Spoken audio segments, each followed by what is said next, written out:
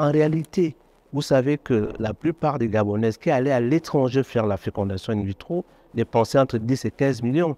Vous comprenez que derrière ça, c'est l'État gabonais à travers l'hôpital qui prend en charge une grande partie de ce coût-là.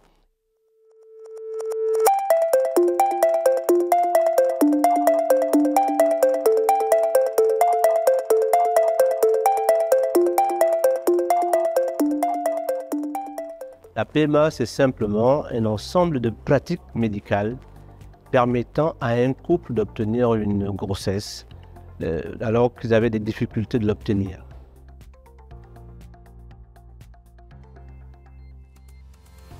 Ce qu'il faut noter, c'est que c'est l'un des rares centres en Afrique qui se fait dans un service public. Le plus souvent, c'est le privé qui le fait. Donc, je voudrais encore une fois renouveler tous nos remerciements au chef d'État qui nous permettent d'exprimer, d'exercer notre art dans les conditions idéales.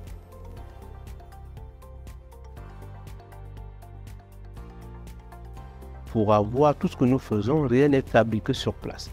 Nous devons faire venir ça dans des conditions spécifiques. Donc, nous avions défini un coût à la PMA au Gabon qui varie entre 2,7 millions et 5,5 millions, qui est vraiment dérisoire. Ce que nous faisons, c'est qu'en fonction des situations, nous regardons, surtout s'ils ont déjà fait une première tentative. Parfois, il y a des femmes qu'on a fait la FIV à coût zéro, mais d'autres qu'on accompagne aussi. En réalité, vous savez que la plupart des Gabonaises qui allaient à l'étranger faire la fécondation in vitro dépensaient entre 10 et 15 millions. Vous comprenez que derrière ça, c'est l'État gabonais à travers l'hôpital qui prend en charge une grande partie de ce coût-là.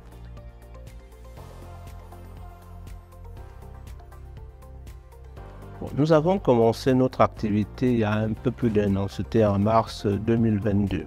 À ce jour, nous avons sur 86 réalisations de PMA, nous avons eu 30 grossesses, à peu près ce qui correspond aux standards internationaux. Nous avons actuellement eu 6 accouchements.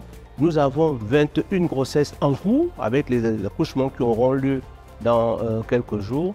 Et nous avons perdu par des fausses couches et par une j'ai eu 3 grossesses.